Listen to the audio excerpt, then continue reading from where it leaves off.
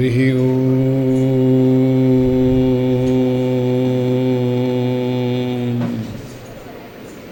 तत्सत्परमात्मने नमः।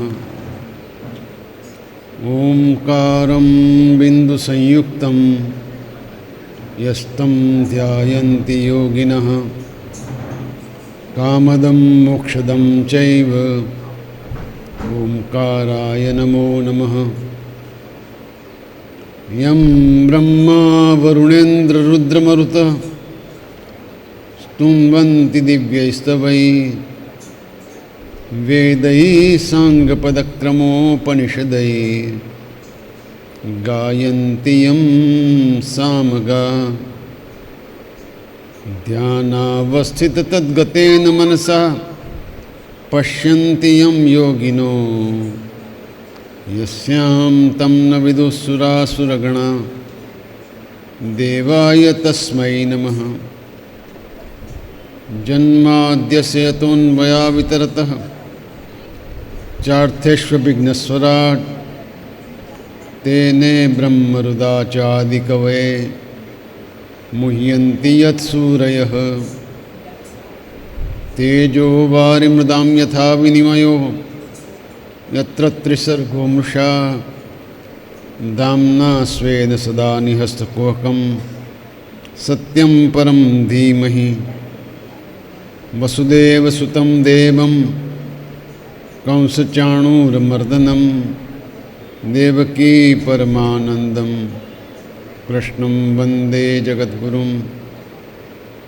शान्ताकारं भुजगशयनं पद्मनाभं सुरेशं विश्वाधारं गगनसदृशं मेघवर्णं शुभांगं लक्ष्मीकान्तं कमलनयनं योगिभिर्ध्यानगम्यं वन्दे विष्णुं भवभयहरं सर्वलोकैकनाथम्। ॐ नमो भगवते वासुदेवाय। श्री उमिया मात की जय। श्री बाळोज मात की जय। ओम नमः पार्वती पतये।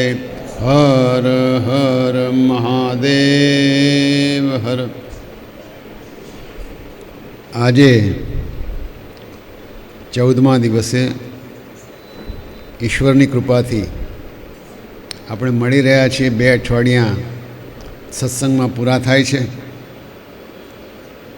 અને ઘણું બધું આપણી વચ્ચે આ સંવાદ દરમિયાન આવરી લેવાયું છે। આપણો આધાર શ્રીમદ ભાગવત પુરાણ છે। એ સિવાય જ્યાં જ્યાં પૂર્તતાની જરૂર પડી ત્યાં હરિવંશ પુરાણ છે, વિષ્ણુ પુરાણ છે, વૈવસ્વત પુરાણ છે, મહાભારતના અંશો પણ એમાં ઉમેર્યા છે અને સાર રૂપે દરરોજ થોડું ઘણું પણ ગીતાનું અધ્યયન આપણે કરીએ છીએ।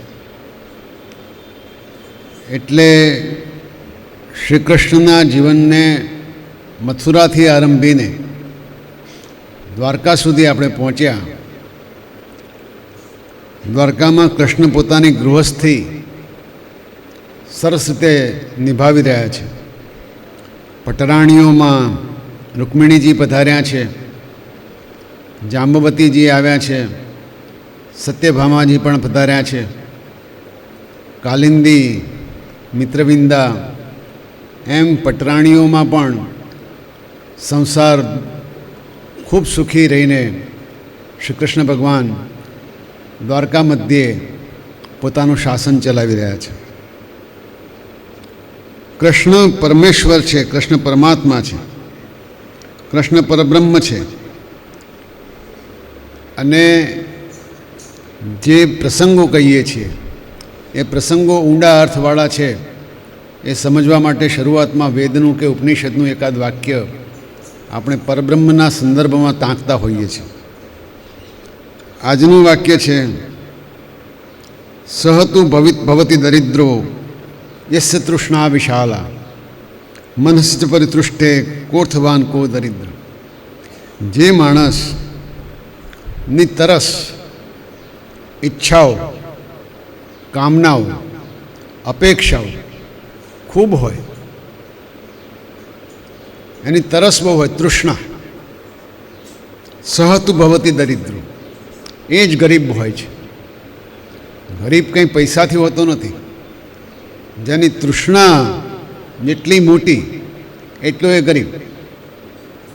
પાસે 5 કરોડ હોય અને 500 કરોડની ઈચ્છા હોય તો 495 કરોડની તો ખોટ રહેવાની. એટલે લખે છે સહતુ ભવતી દરિદ્રો યસ્ય તૃષ્ણા વિશાલા મનસી ચ પરિતૃષ્ટે કોર્થવાન કો દરિદ્ર. જો મનમાં જો સંતોષ હોય તો કોણ વળી ધનવાન ને કોણ વળી દરિદ્ર. અહીં હું જ્યાં રહેવા આવ્યો ત્યારે ગાંધીનગરથી આવ્યો હતો. ગાંધીનગરમાં એક 2 BHK 2 બેડરૂમવાળો ફ્લેટ ઓછામાં ઓછો 30 લાખ રૂપિયામાં મળે છે. એટલે ત્યાંના માણસને 2 BHK લેવા માટે ઓછામાં ઓછા 30 લાખ તો ભેગા કરવા જ પડે. ઊંઝામાં નવા માઢમાં મેં મકાન લીધું, 4 માળના 2 મકાન 25 લાખમાં મળ્યા છે. અર્થ એવો થયો કે તમને ક્યાં સંતોષ છે એના પર આધાર છે. અમારા એક સગા મુંબઈ રહે છે, ત્યાં આવડા જ 2 BHKના 1 કરોડથી વધારે રૂપિયા છે. અને અહીંયા સિદ્ધપુરમાં એમનું 32 રૂમવાળું મકાન છે, પણ ત્યાં રહે છે ત્યાં ચારે બાજુ ગટર અને મચ્છીમારી છે. મેં કીધું આવી જાઓ સિદ્ધપુરમાં. ના કે હવે ના ફાવે. સૌના મનના વિચાર છે આ બધા. એટલે કોણ ગરીબ અને કોણ પૈસાદાર એ કહેવું અઘરું છે. સંતોષ હોય તો આવો કોઈ પ્રશ્ન ઉપસ્થિત થતો નથી. આટલી શરૂઆતમાં સત્સંગમાં વાત કર્યા પછી આપણે આપણી માતૃભાષાને પણ યાદ કરતા હોઈએ છીએ. કેમ કે બધા વિદ્વાનો સંસ્કૃત બહુ બોલ્યા કરે, પાછું સમજાવે તો અમુક વખતે સમજ બરાબર ન પણ પડે. પણ આપણે નાનપણથી જે સમજતા જ આવ્યા છીએ એ સમજીએ તો એ ઘણું બધું છે. એવો એક સરસ મજાનું ગીત છે, બધાને આવડતું જ હશે. કરજો કરજો નૈયા પાર કનૈયા તારો છે આધાર. કરજો કરજો પાર કનૈયા તારો છે આધાર. નાગર નંદાજીના લાલ કનૈયા તારો છે આધાર. કરજો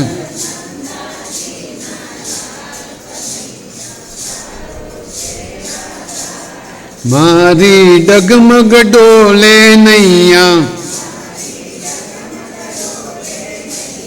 તેને પાર કરો ને કનૈયા. પડ્યા પડ્યા છિદ્રો 5 કનૈયા તારો છે આધાર.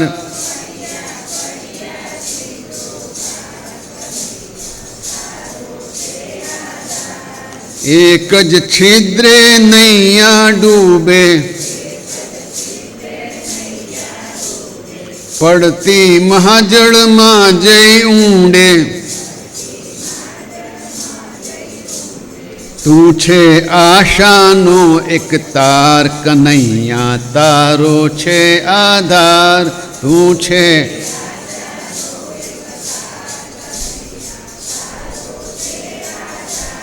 પ્રભુ તમે સુકાન હાથે ધરજો મારી નૈયા નિર્ભય કરજો. તું છે ભવજળ તારણહાર કનૈયા તારો છે આધાર. તું છે ભવજળ હાર કનૈયા તારો છે આધાર. મનની મૂંઝવણ કોને કહીએ હરદમ નામ તમારું લઈએ. નામે ઉતરીએ ભવ પાર કનૈયા તારો છે આધાર. ઉતરીએ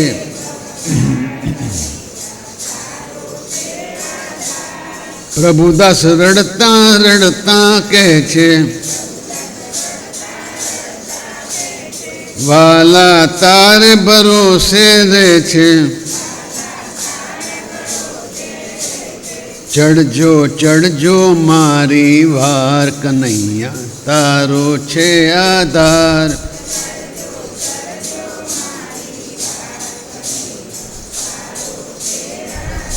હે કરજો કરજો નૈયા પાર કનૈયા, તારો છે આધાર.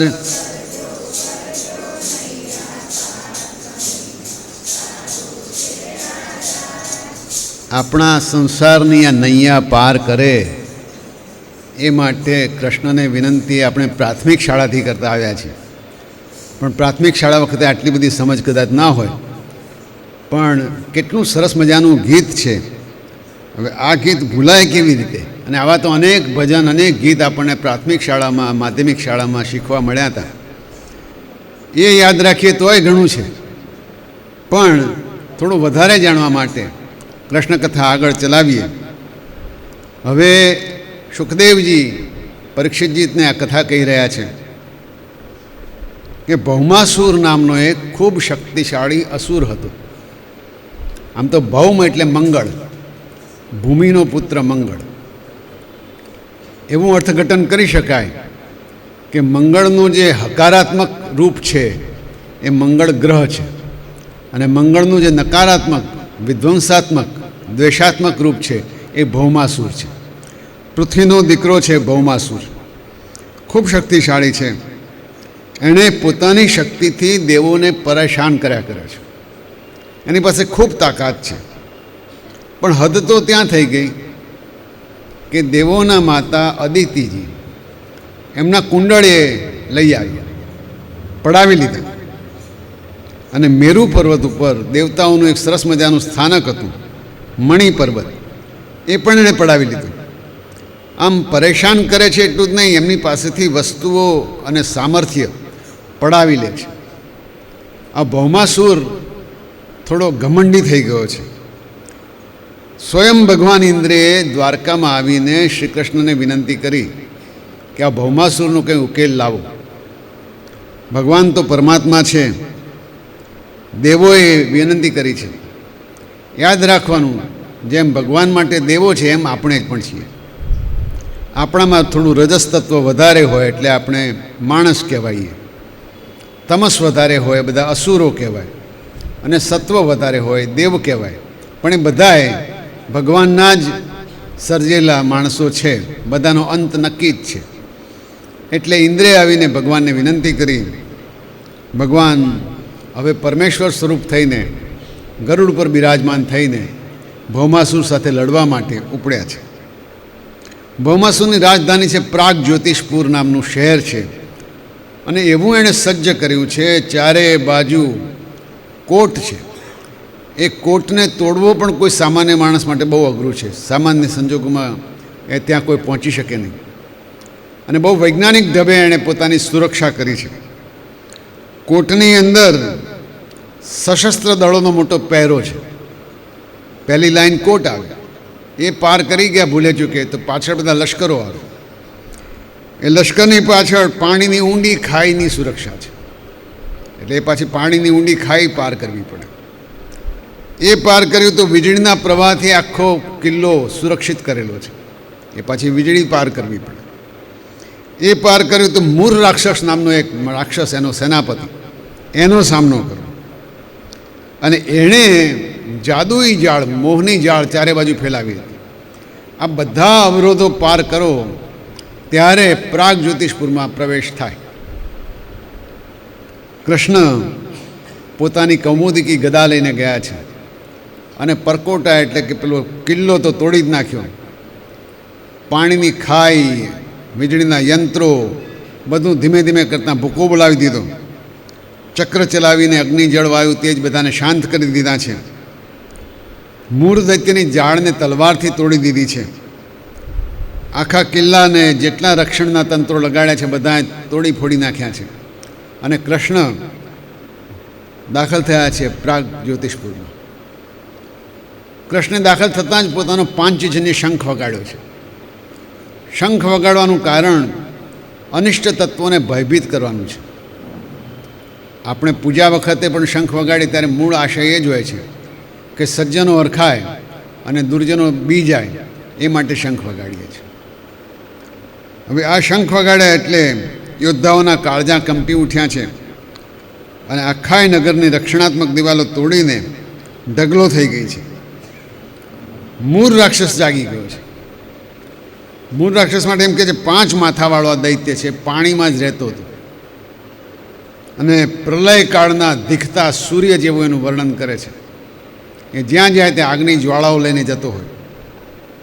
ત્રિશૂળ ઉપાડીને કૃષ્ણ તરફ દોડ્યો છે. એ વખતે તો એવું લાગ્યું કે એના 5 મોઢામાંથી જે આગ નીકળે છે એમાં જ કૃષ્ણ હોમાઈ જશે. આખી પૃથ્વી ધસમસતી હોય એવો દેખાવ સર્જાણો છે. પહેલાં એણે ગરુડજી ઉપર ત્રિશૂળ તાક્યું છે, પણ એ ત્રિશૂળ ગરુડજીને અડે એ પહેલાં કૃષ્ણે પોતાના બાણથી ત્રિશૂળને તોડી નાખ્યું છે. બંને વચ્ચે ભયાનક યુદ્ધ થયું છે. 5 માથા કાપી નાખ્યા છે.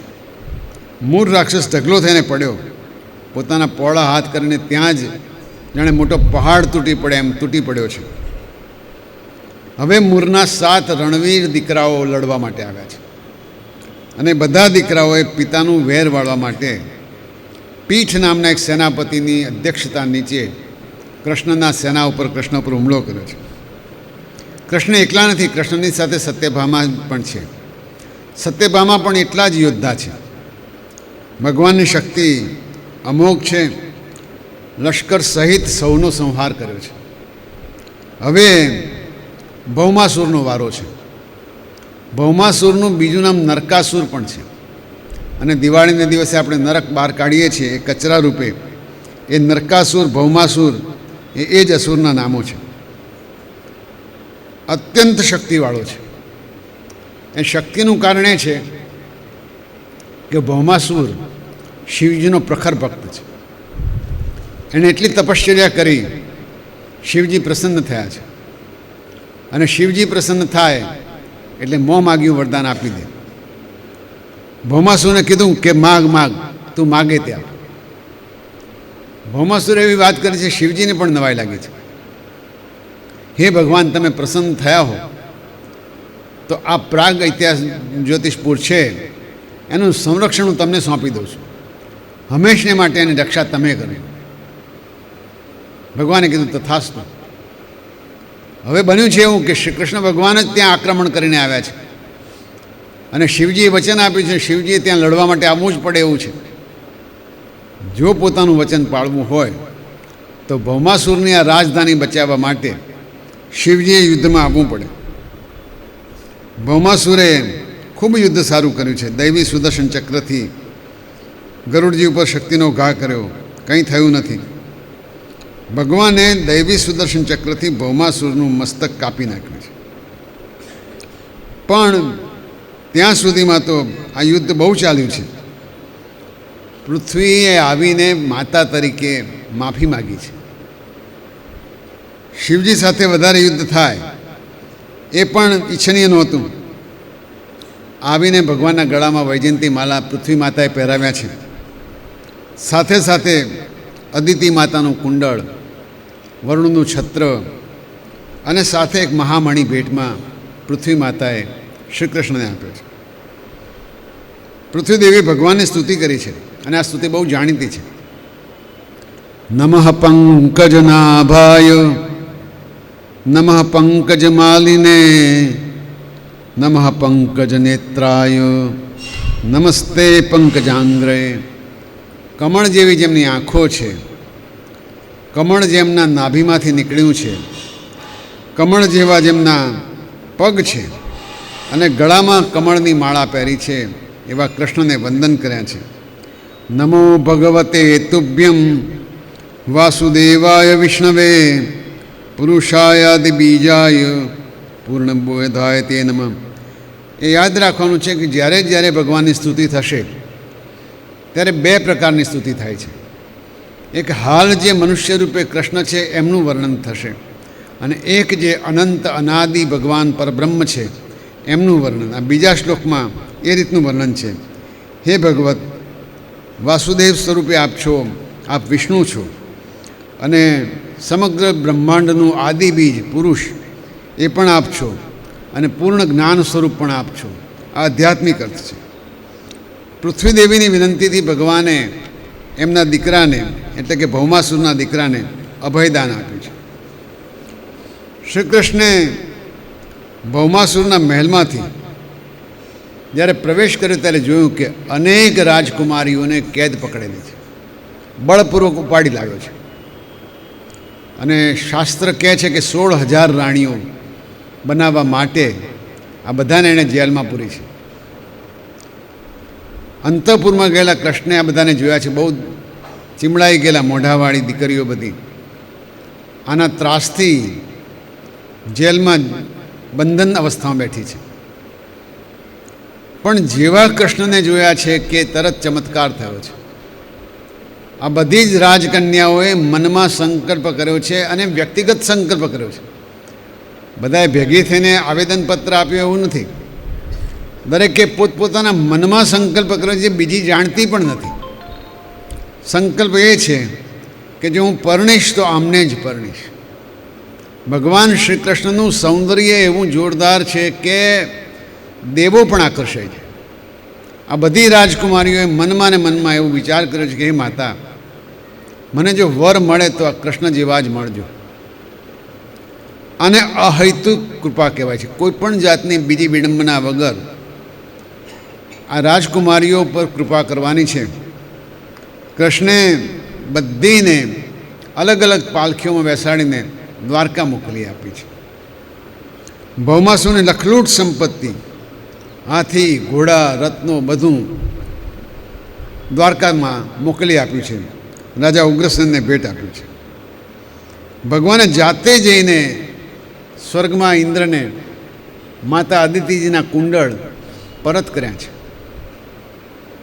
અને ત્યાંથી પાછા ફરતા સત્યભામાજીને નંદનવનમાં ઇન્દ્રના બગીચામાં પારિજાતક વૃક્ષ જોયું છે, ગમી ગયું છે. સત્યભામાજીને થાય છે કે આ વૃક્ષ આપણે ત્યાં હોય તો કેવું, આટલું મગમગાટ કરતાં સરસ મજાના ફૂલ વેરતું આ વૃક્ષ દ્વારકામાં કેવું સરસ લાગે.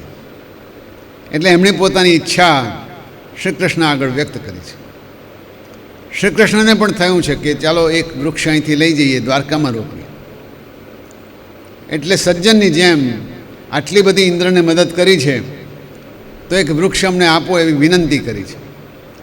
નહીં તો પરબ્રહ્મ પરમાત્માને વિનંતી કરવાની હોય નહીં. ઇન્દ્રે ના પાડી દીધી છે. ઇન્દ્ર કે ના, આ તો નંદનવનમાં જ શોભે, તમારે ત્યાં ના શોભે. શ્રી કૃષ્ણ તો બધી જ પ્રકારના ખેલ કરવામાં સમર્થ છે. ઇન્દ્ર સાથે યુદ્ધ કર્યું છે, પળભરમાં ઇન્દ્રને મહાત કર્યો છે. પારિજાતક વૃક્ષને સ્વર્ગમાંથી લઈને પૃથ્વી ઉપર આવ્યા છે.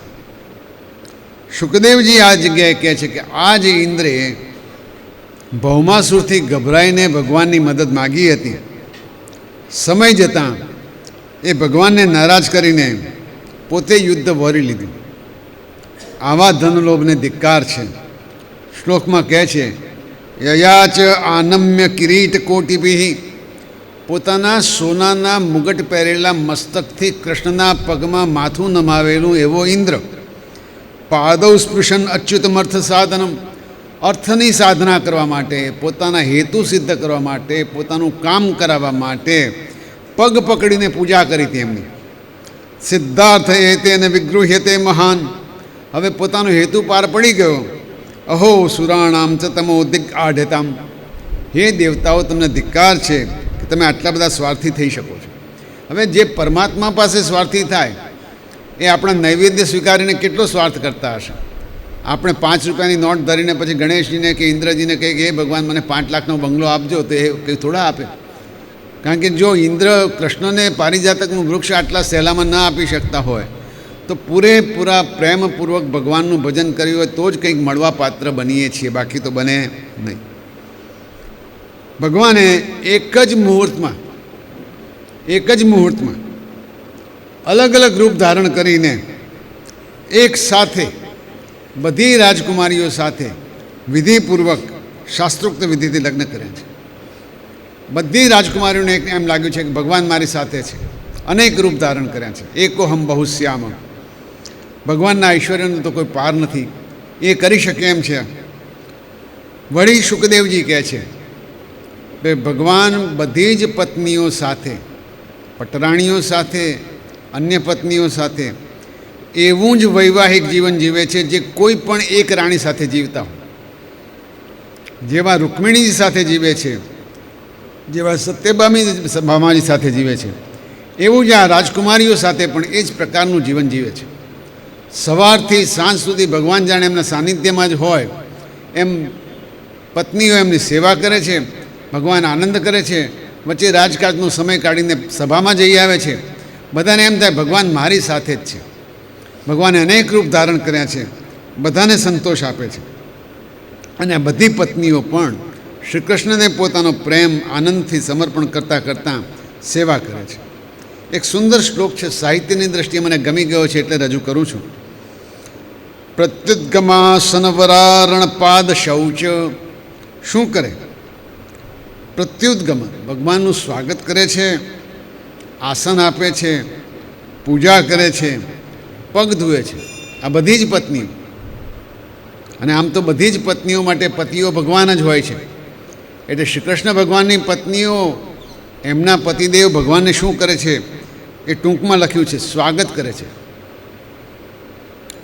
આસન આપે છે, પૂજા કરે છે, પગ ધુએ છે, તાંબૂળ વિશ્રમણ બીજન ગંધ માલ્ય, પાનનું બીડું આપે છે, પગ દબાવી આપે છે, પંખો નાખી આપે છે, ફૂલ ચંદન અત્તર લગાવી આપે છે, કેશ પ્રસાર શયન સ્નપનોપહાર્ય, વાળ ઓળી આપે છે, સુડાવે છે, સ્નાન કરાવે છે, જમાડે છે. કેમ? દાસી શતા અપી વિભોહ વિદ્ધુ સ્મ દાસ્યમ. દરેકની પાસે 100 દાસીઓ છે, છતાં પણ ભગવાનની સેવા તો પોતે જ કરે છે. આવું સુખદ દાંપત્ય દરેકના ઘરમાં હોય અને ભગવાન પણ એમને તમામ પ્રકારનું ઐશ્વર્ય પૂરું પાડે છે. બોલીએ શ્રી કૃષ્ણ કનૈયા લાલ કી જય. હવે પ્રસન્ન દાંપત્ય એટલે શું એનું બહુ રસિક ચિતાર. સાહિત્યમાં ઘણા બધા રસ હોય છે. ઘણી વખત કરુણ રસ હોય, ઘણી વખત બીભત્સ રસ હોય, યુદ્ધ થાય તો વીર રસ હોય. એક શૃંગાર રસ છે, અને શૃંગાર રસ એ ગૃહસ્થાશ્રમનો પાયો છે. એટલે એક વખતે રૂક્મિણીજી સાથે કૃષ્ણ ભગવાન બેઠા છે. સરસ મજાનો પલંગ છે. ભગવાન વિષ્ણુ અને લક્ષ્મીજી ત્યાં બિરાજ્યા છે. રૂક્મિણીજી પોતાની સખીઓની સાથે એમની સેવા કરી રહ્યા છે. પોતે પ્રભુને પંખો નાખી રહ્યા છે. અને આ સુંદર મહેલમાં પૂર્ણ પુરુષોત્તમ બિરાજે છે. ભવ્ય મહેલ કેવો હોય? મોતીઓના ઝુમ્મર, મણીઓના દીવા, ફૂલોની હારમાળા, અનહદ સુગંધ, અને એમાં પારિજાતકની માદક સુગંધ ફેલાવતો શીતળ વાયુ વહી રહ્યો હોય. અને આ પતિ પત્ની આનંદથી બેઠા છે. ત્રિભુવનાથની સેવા પલંગ ઉપર બેસીને રૂક્મિણીજી કરી રહ્યા છે ત્યારે પોતે દાસી પાસેથી ચમરી લઈ લીધી છે અને શ્રી કૃષ્ણને ચમર ઢાળવા માંડ્યા છે. કેવા દેખાય રૂક્મિણી? સુંદર વીંટીઓ, અનેક આભૂષણો, ગળામાં મોટો હાર, મણી જડેલા ઝાંઝર, અને રૂક્મિણીજી સૌંદર્યવાન દેખાઈ રહ્યા છે. કમર ઉપર સરસ મજાનો રત્ન જડેલો કંદોરો. રૂક્મિણીજીને જોઈને સાક્ષાત સૌંદર્ય અહીંયા મૂર્તિમાન થયું હોય એવું લાગે. કાનના કુંડળ, ગળાનો હાર. પણ આ બધાયથી એમની મૌની શોભા વધારે ને વધારે પ્રેક્ષણીય છે. સાક્ષાત લક્ષ્મીજી છે. એટલે શ્રી કૃષ્ણ પણ એમની સેવાથી, એમના આ બધા વર્તનથી ખૂબ પ્રસન્ન છે. અને પ્રસન્ન દંપતીની આ વાત કરતાં કરતાં શુકદેવજી કહે છે કે શ્રી કૃષ્ણ તો રસનો સાગર છે. એમને આ વખતે કંઈ મનમાં કંઈ બીજી વાત સૂજી છે અને વાત કરે છે. હસતા જાય છે ને વાત કરતા જાય છે રૂક્મિણી સાથે. શું કહે છે? હે રાજકુમારી, તમારી સાથે વિવાહ કરવા માટે તો કેવા કેવા મહારાજાઓ તૈયાર થયા હતા. જરાસંધ જેવો સમ્રાટ, શિશુપાલ જેવો વીર પુરુષ, એમની પાસે તો લોકપાલોથી પણ વધારે સમૃદ્ધિ હતી. બધા સૌંદર્યવાન પણ હતા, ઉદાર પણ હતા, શૂરવીર તો હતા જ હતા. જુઓ ને, તમારા બાપુજીએ અને તમારા મોટા ભાઈએ તો તમારું વાગદાન પણ કરી દીધેલું, વચન પણ આપી દીધેલું કે શિશુપાલ સાથે લગ્ન કરવાના છે. અને આવા મહાન યોદ્ધાઓ તો તમારી સામે કામાતુર થઈને તમારી પ્રત્યક્ષ જોતા હતા, તમારી સેવા કરતા હતા. હવે કોઈ પતિ પોતાની પત્નીને આવી બધી વાત લગ્ન પહેલાંની કરે તો ભડાકો થાય કે ના થાય? પણ પાછા પ્રશ્ન કરે છે આટલું ઓછું એમ કે આ બધાને છોડીને મારી પાસે તમે મારો સ્વીકાર કેમ કર્યો? હું તો તમારી બરોબરીનો હતો જ નહીં. એટલે બરોબર ચીમટો ભર્યો હોય એવું થાય. હવે આ કાં તો મજાક હોય અને કાં તો ગુસ્સામાં આવું બોલતા હોય, પણ શ્રી કૃષ્ણ તો હસ્યા કરે છે ને આવું બોલ્યા કરે છે. એટલે દેખીતું છે કે શાબ્દિક રમત જ હતી, શબ્દોની જાળ ફેલાવતા હતા. કૃષ્ણ વળી પાછા આગળ વધે છે કે અરે જરાસંધ જેવાથી ડરીને અમે તો અહીં સમુદ્રમાં સંતાઈ ગયા છીએ અને મોટા મોટા બળવાનો સાથે અમારે વેર છે, બધા અમારા શત્રુઓ બહુ બધા છે. વળી રાજ સિંહાસન તો મારી પાસે છે જ નહીં, ઉગ્રસેન રાજા છે, હું તો એમનો સેવક છું. વળી સ્ત્રીઓ સાથે, સુંદરીઓ સાથે વાત કેમ કરવી એ અમને તો આવડતું નથી. અને જે સ્ત્રીઓને અમારી સાથે પનારો પડે છે એ પસ્તાય જ છે, દુઃખી થતી હોય છે. આમે અમારી પાસે છે શું? કંઈ નથી અમારી પાસે, છે નહીં ને હશે પણ નહીં. આવી હાલત છે દેવી અમારી તો. એના શબ્દો સૌ સરસ છે. નિષ્કંચના વયમ શશ્વન નિષ્કંચન જનપ્રિયા તસ્માત પ્રાયણ યાઢ્યા મમ ભજંતી સુમધ્યમે. હે સુમધ્યમાં, એની કેડ બરોબર પાતળી છે એવા સુંદર સ્ત્રી,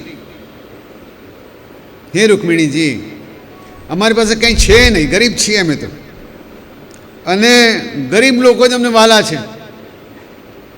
એટલું જ નહીં, મને પ્રેમ કરે છે એ લોકો ગરીબ છે બિચારા, તો પછી મને કેમ પસંદ કરો તમે? આ પ્રશ્નો છે. અને વળી જે લોકો ધનવાન પોતાની જાતને સમજે છે એ તો અમારી સામે જોતાય નથી. એક વખત ધન આવી ગયું પછી મારી સામે કોઈ જોતું નથી. આટલું ઓછું હોય તેમ પાછા શિખામણ આપે છે. શ્રી કૃષ્ણના શબ્દો છે કે ખરેખર તો વિવાહ પોતાના જેવા જોડે કરવા જોઈએ, પોતાના સમકક્ષ હોય, ધનમાં, ઉદારતામાં, સૌંદર્યમાં, આવકમાં, એના જોડે વિવાહ થાય. ઉતરતા જોડે કે ચડિયાતા જોડે વિવાહ કરવાની મજા ના આવે. એટલે આમ તો કદાચ એવું જ કહે છે કે આ બધુંય હોય પણ પ્રેમ ન હોય તો વિવાહ કરવાનો કંઈ અર્થ નથી. પણ વાત આગળ ચલાવી છે. હે વિદર્ભના રાજકુમારી, પછી સંબોધન રાજકુમારી તરીકે કરે છે. હે મારી પ્રાણપ્રિય એમ કીધું હોત તો જુદી વાત હતી, પણ ટોણો મારે. હે વિદર્ભના રાજકુમારી, બ્રાહ્મણો અને સાધુઓની પાસે ખોટી ખોટી પ્રશંસા તમે સાંભળી અને મને મન આપી દીધું, વગર વિચારે, તપાસ પણ કરાવી નહીં, અને મારા જેવા ગુણ વગરનાને પસંદ કર્યો. ભગવાનનું એક નામ ગુણાતીત છે, ત્રિગુણાતીત ભગવાન છે, પણ અહીં કેમ કે છે ગુણ વગરનાને તમે પસંદ કર્યો છે. હવે જરા વધારે ખીચ ચડે, બરોબર ઉભરો આવવો જોઈએ. કૃષ્ણ આગળ કહે છે હજી કંઈ બગડ્યું નથી. તમે જો તમારા જેવા કોઈ શ્રેષ્ઠ ક્ષત્રિયને શોધી કાઢો અને પસંદ કરી લો તો આ લોકમાં તો તમે બગડ્યું છે, પણ આ લોક અને પરલોક બેયમાં તમને સુખ મળશે.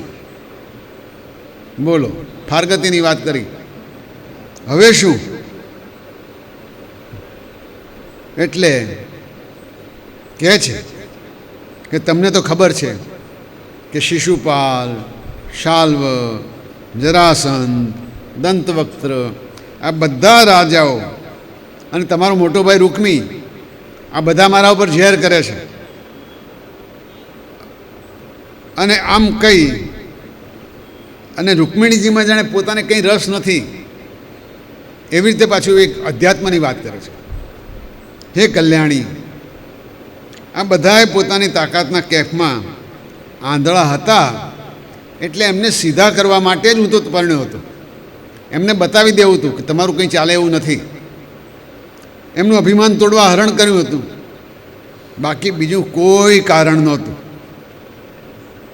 હવે આને માટે શ્લોક કહે છે, તેષામ વીર્યમદાંધાનામ દ્રપ્તાનામ સ્મયનોત્તમે આનીતાસી મયા ભદ્રે તેજો અપહરતામ સતમ. એ લોકોનું દર્પ અભિમાન તોડવા માટે હું તમને લઈ આવ્યો છું. એટલે મારું કામ તો પતી ગયું, એમનું અભિમાન ઉતરી ગયું, પછી મારું કામ પતી. હવે તમારે શું જરૂર છે? એમનું તેજ દૂર કરવા માટે તમને લઈ આવ્યો છું.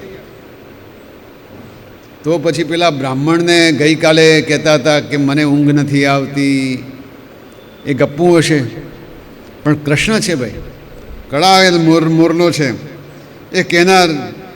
હવે સુખદ દાંપત્યના મીઠા ઝઘડામાં આવું બધું મરી મસાલાવાળું થતું હોય છે, અને શુકદેવજી કહે છે આ જ લગ્ન જીવનનો શણગાર બની શકે છે.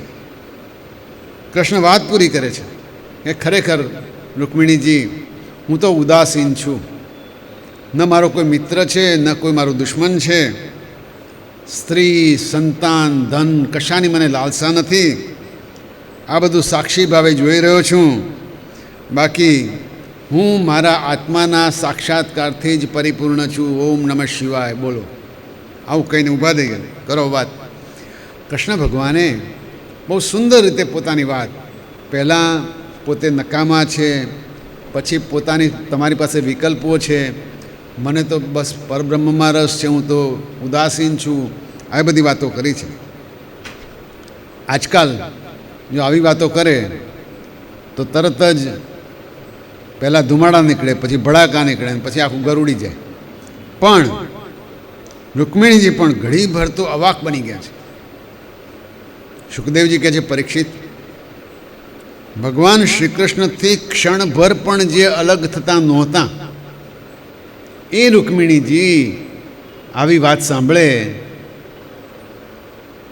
તો એમને શું થતું હશે?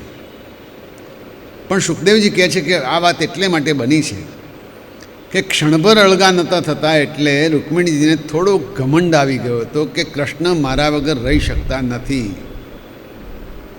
અને કૃષ્ણ જેનું નામ કોઈનું અભિમાન ટકવા દે એવી સ્થિતિ રાખતા નથી. કૃષ્ણે આમ જોઈએ તો શબ્દોની સોગઠી મારી છે અને બોલી રહ્યા, શાંત થઈ ગયા. પણ સામે જે વીતી છે એ રૂકમિણીજી ખરેખર ગભરાઈ ગયા છે. હૃદય ધબકવા માંડ્યું છે, આંખમાંથી આંસુનો ધોધ વહેવા માંડ્યો છે. અને સ્ત્રી સહજ કેવું સરસ ચિત્ર છે. ઊભા છે પણ પોતાના પગના નખથી જાણે કે પૃથ્વીને ખોતરી રહ્યા છે. આંખમાંથી આંસુ, નીચે મોં બંધ, પૃથ્વીને ખોતરતા હોય એમ ઊભા છે અને દુઃખ વ્યક્ત કરતા જાય છે. શુકદેવજીએ કરેલા સરસ શબ્દચિત્રની વાત કરીએ. પદા સુચાતેન નખારુણશ્રિયા, લાલ રંગના સરસ મજાના નખ છે, એની આભાથી પૃથ્વી શોભાયમાન થતી હોય, એ નખથી પૃથ્વીને ખોદી રહ્યા છે જાણે. ભુવમ લેખંત્યશુભિરંજનાસિતૈ, આંખમાંથી કાજળ આંજેલું છે એટલે કાળા કાળા આંસુ મોં ઉપરથી વહી રહ્યા છે. આસિંચતી કુંકુમ ઋષિતૌ સ્તનૌ, છાતી ઉપરથી જે કંકુ લગાવ્યું છે, ચંદન લગાવ્યું છે, એના ઉપરથી આ કાળા આંસુ ધબ ધબ કરતાં નીચે પડે છે. તસ્થા વધો મુખ્યથી દુઃખ રુદ્ધવાક, અને બિલકુલ બોલી શકતા નથી એવા આ કોમળ પગવાળા રૂકમિણીજી. મોં નીચે કર્યું છે, વાણી અટકી ગઈ છે, ખૂબ દુઃખ અને ભયથી વિચાર શક્તિ હણાઈ ગઈ છે. વિયોગની સંભાવના મનમાં આવી છે, અને સંભાવના માત્રથી શરીર જાણે ક્ષીણ થઈ ગયું એમ હાથમાંથી બંગડીઓ ખરી પડે છે, અને ચંબર નીચે પડી ગયું, એકાએક બેભાન થઈ ગયા છે. વાળ બધા વિખરાઈ ગયા છે. પ્રચંડ આંધીમાં જાણે જો કેળનું ઝાડ પડી જાય એમ રૂકમિણીજી નીચે ઢળી પડ્યા છે. શ્રી કૃષ્ણ સમજી ગયા છે કે રૂકમિણીજીએ મારી મજાક બહુ જ ગંભીરતાથી લઈ લીધી છે. પણ જો કે એ બતાવે છે કે એમનો પ્રેમ કેટલો દિવ્ય છે. અને આ થયા પછી કૃષ્ણ તો કરુણાવશ છે, દયાળુ છે. પલંગ ઉપરથી તરત નીચે ઉતરીજીને રૂકમિણીજીને ઊભા કર્યા છે, પોતાની બાથમાં લીધા છે અને પોતાની મજાકથી આ આઘાત લાગ્યો એમ જાણીને એમને બહુ દુઃખ થયું છે. એમના વિખરાયેલા વાળ પ્રેમથી સરખા કરી આપ્યા છે, એમના આંસુ લૂછી આપ્યા છે અને પોતે એમને છાતીએ લગાવ્યા છે. રૂકમિણીજી અને કૃષ્ણનો દાંપત્ય જીવન ગૃહસ્થાશ્રમની સહજ પળોને પરમાત્મા મનુષ્ય અવતારે આપણને દર્શાવે છે. હંમેશા પ્રેમની બોલી બોલતા શ્રી કૃષ્ણ અને રૂકમિણી આજે નાનકડી વાતમાં આવો પ્રસંગ બન્યો છે. રૂકમિણીજીને ખૂબ સમજાવ્યા છે, કૃષ્ણે ગુસ્સો ન કરવા કહ્યું છે. તમે પ્રેમથી ગુસ્સે કરીને બોલો ત્યારે કેટલા સુંદર લાગો છો, એ જોવા માટે મેં તો આ કહ્યું હતું. કૃષ્ણ તો વાણીના દેવતા છે.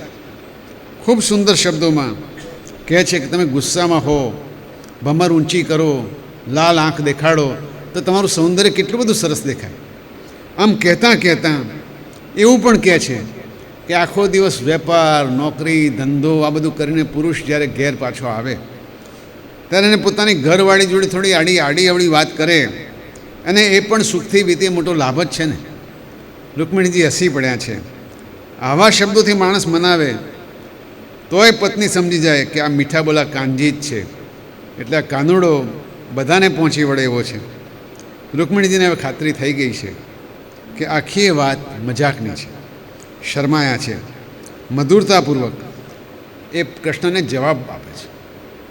એ પોતે ખૂબ જ શીલવંત છે, ખૂબ વિદ્વાન છે, બહાદુર છે અને એમણે સરસ રીતે જવાબ આપ્યો છે. એક શ્લોક એનું લઈએ. નન્વેવ મે તદ અરવિંદલો વિલોચના યદ્વૈ ભવાન ભગવતો સદૃશી વિભુમ્ન ક્વસ્વે મહિમ નિભિરતો ભગવાંસ્ત્રધીશ ક્વાહમ ગુણ પ્રકૃતિરજ્ઞ ગૃહીત પાદા.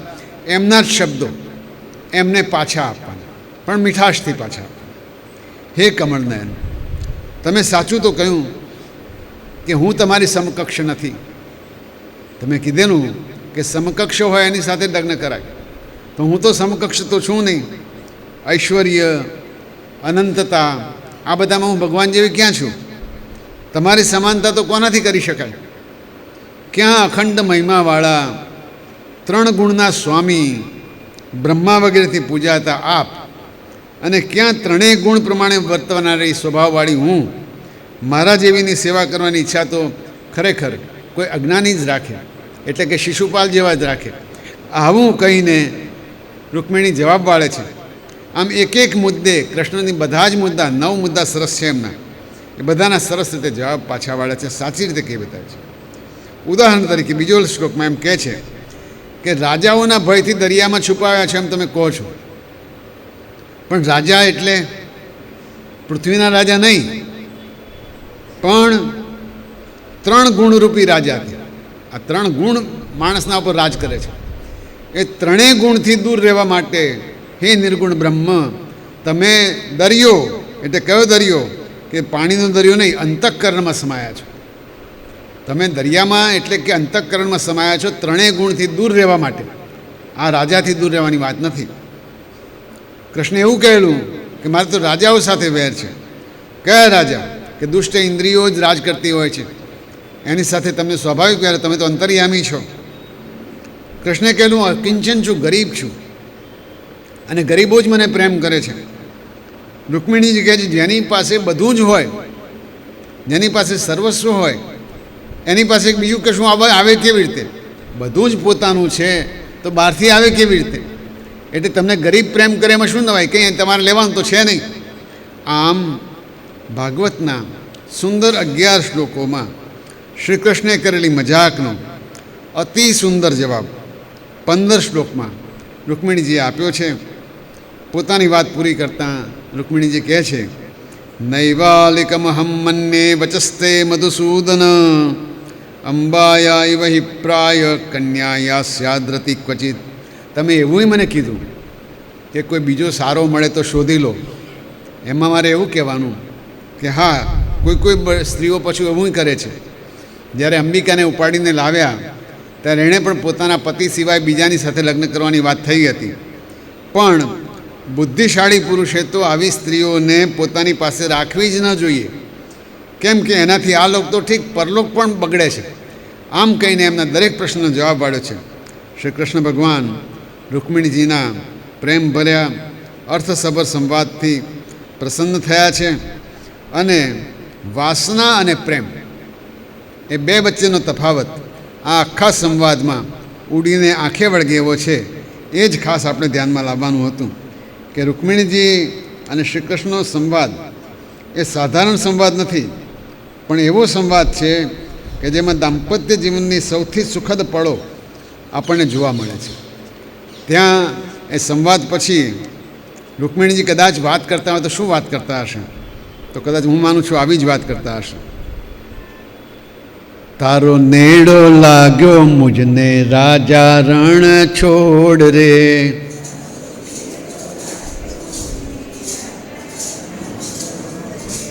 રાજા રણ છોડ મારા મય માખણના ચોર રે.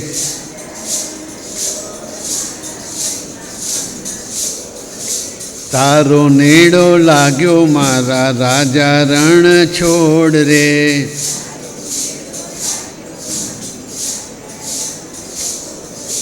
કાશી દેખી દેખી દ્વારકા બીજા તીર્થ અનેક રે.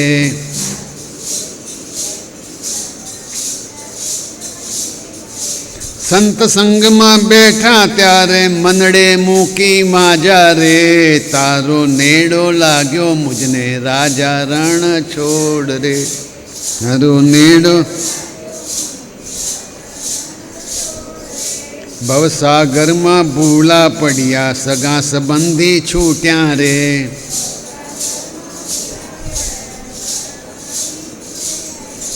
દાસ ઉપર જો દયા કરો તો ભવના બંધન તૂટ્યા રે.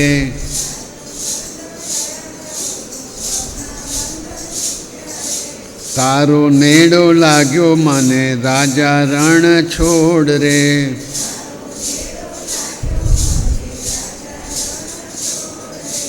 અધમ ઉદાહરણ નામ તમારું મહત્તમ તેનું મોટું રે. અધમ ઉદાહરણ મહત્તમ તેનું મોટું રે. હરતા ફરતા તમને સમરું બાકી સૌએ ખોટું રે.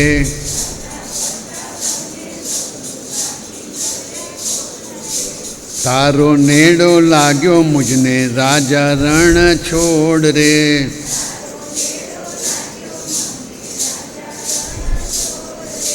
રાજા રણ છોડ રે, રંગીલા રણ છોડ રે.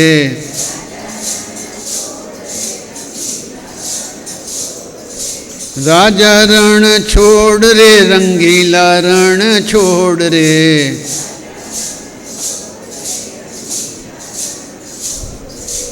રાજા રણ છોડ રે, પૂરા મનના કોડ રે.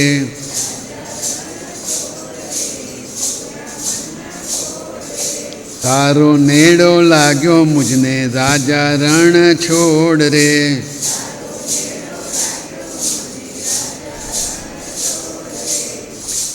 બોલો શ્રી કૃષ્ણ કનૈયા, દ્વારિકાધીશ કી જય. રણછોડ રાય કી. શુકદેવજી કહે છે, પરીક્ષિત, રૂક્મીએ પોતાની દીકરી રૂક્મવતી ના વિવાહ માટે સ્વયંવર ગોઠવ્યો હતો. રૂક્મિણીજીના ભાઈ રૂક્મીએ પોતાની દીકરી રૂક્મવતીના વિવાહ માટે સ્વયંવર ગોઠવ્યો હતો. પણ એ સ્વયંવરમાં અનેક રાજાઓ આવ્યા છે, મહારાજાઓ આવ્યા છે, પણ કૃષ્ણ જેવા જ દેખાતા અને સૌંદર્યના શ્રેષ્ઠ દેખાતા એવા પ્રદ્યુમ્નજી પણ ત્યાં ગયા છે. એટલે રૂક્મિણીની દીકરીએ વરમાળા સ્વયંવરમાં પોતાની ઈચ્છા મુજબ પ્રદ્યુમ્નજીને પહેરાવી છે. રૂક્મી પોતાનું અપમાન ભૂલ્યો તો નથી, પણ બેન રૂક્મિણીને ખુશ રાખવા માટે આ સંબંધ એણે સ્વીકારી લીધો છે. પોતાની પૌત્રી રોચનાના વિવાહ પણ, પુત્રી તો પરણાવી પ્રદ્યુમ્નને, પણ એની પૌત્રી પણ હતી રોચના, એના વિવાહ પણ પ્રદ્યુમ્નના દીકરા અનિરુદ્ધ જોડે કર્યા છે. જો કે આ શાસ્ત્રસંમત વિવાહ ધર્માનુકૂળ નહોતા, છતાં રૂક્મિણીજીના પ્રેમના વશ થઈને રૂક્મીના ઘરના સંબંધો ભગવાન શ્રી કૃષ્ણના ઘરમાં ત્રણેય પેઢી સુધી ચાલ્યા છે. કૃષ્ણ, પ્રદ્યુમ્ન અને એમના દીકરા અનિરુદ્ધજી, આ ત્રણેયને ઘરે રૂક્મીના ઘરના કન્યાઓ આવી છે. બન્યું એવું કે અનિરુદ્ધના લગ્ન વખતે જાન લઈને બધા ગયા અને રૂક્મીને ત્યાં રાત્રે જાનૈયાઓ સાથે સોગઠાબાજી રમાતી હતી. બલરામજી સોગઠાબાજીના નિષ્ણાત મનાતા હતા. એક બાજુ રૂક્મી અને એના બધા મિત્ર રાજાઓ બેઠા છે અને બીજી બાજુ બલરામજી અને યાદવો બેઠા છે. બલરામજી એક પછી એક ચાલ હારતા ગયા એટલે બધા જોર જોરથી હસીને એમની મશ્કરી કરે છે. બલરામજી આમ પણ શેષનાગનો અવતાર છે, ઘડીમાં ગુસ્સે થઈ જાય છે, પણ એમણે હવે ચીડાઈને મોટી રકમનો દાવ મૂક્યો. એ મોટી રકમના દાવમાં બલરામજી જીત્યા છે, છતાંય રૂક્મીએ ખોટું કીધું છે કે હું જીત્યો એમ કરીને લઈ લીધું છે. બલરામજીનો ગુસ્સો 7મા આસમાને પહોંચ્યો છે. એમણે વળી મોટી રકમ મૂકી છે, ફરી જીત્યા છે. ફરી રૂક્મીએ એ જ કીધું છે હું જીતી ગયો. પૂછો આ બધા રાજાઓને. રાજાઓ બધા એના જ હતા, ઓળખીતા. રાજાઓએ કીધું છે હા બરાબર, રૂક્મી જીત્યો છે. આકાશવાણી થઈ છે કે ના, બલરામજી સાથે આ ખોટી વાત થઈ રહી છે, બલરામજી જ જીત્યા છે. અને બલરામજી જેનું નામ, ઊભા થઈને મુસળ ઉપાડીને માથામાં ધડ કરતું માર્યું, રૂક્મી ત્યાં મરી ગયો છે. હવે રૂક્મી મર્યો એટલે બાકીના બધા બાજવા આવ્યા છે. એ બધાના કોઈના હાથ તોડ્યા, કોઈના પગ તોડ્યા, તો જાનમાં આવ્યા હતા એના માટે કંઈ જંગ થઈ ગયો, બધા ભાગમ ભાગ થઈ ગઈ છે. રૂક્મિણીજીને ખબર પડે એ પહેલાં બધા દ્વારકા ભેગા થઈ જાય એમાં જ સલામતી. બધા દ્વારકા પહોંચ્યા છે. રૂક્મિણીજીને પાછળથી લાવીને ધીમેથી સમજણ આપી છે કે આવું બધું થયું છે, સમજાવ્યા છે. પણ બલરામજીએ રૂક્મીને જે એક વખતે છોડાવ્યો હતો એ જ રૂક્મીને બલરામજીએ પૂરો કર્યો છે. હવે અનિરુદ્ધના બીજા વિવાહ. અનિરુદ્ધ એક તો રૂક્મીની પૌત્રી સાથે પરણે, બીજા વિવાહ બહુ મોટી જગ્યાએ થયા છે. બાણાસુરની પુત્રી ઉષા સાથે અનિરુદ્ધજીના વિવાહ થયા છે. આ પણ બહુ સરસ મજાની વાત છે. બાણાસુર કોણ? તો વામન અવતાર વખતે આપણે બલિરાજાની વાત કરી હતી. એ બલિરાજાનો પુત્ર અને પ્રહલાદજીના પૌત્રનો પુત્ર એ બાણાસુર બલિરાજાનો પૌત્ર હતો.